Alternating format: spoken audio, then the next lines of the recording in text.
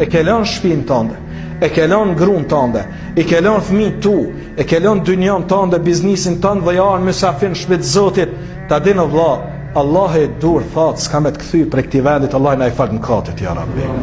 Se na ka premtuar Resulullah sallallahu alaihi wasallam që dita e xumë është falje e mëkateve që i bëjmë neve të vogla gjatë javës. Dhe Allah na i fal ato ya Rabbi. Dhe çdo javë në këtë formë kur vim, po flas për namazdi që 5 kohë namazit i falen, kur vim këtë çdo javë dhe mundohemi një fjalë të Zotit me dëgju për një rob të Zotit, dhe rrim, ngojmë në ajet, në hadith, dhe shpresojmë se me arë mysafir të Zotit, dhe dikush është dalë me folë në emën të Zotit dhe të pejgamberit alayhissalatu wassalam,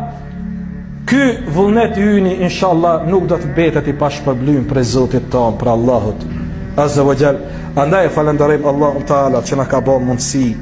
me qenë mysafir në shtëpinë e tij, na e boft inshallah nasib edhe mysafirllëkin në xhenetet e tij në ditë gjykimit ya Rabbi.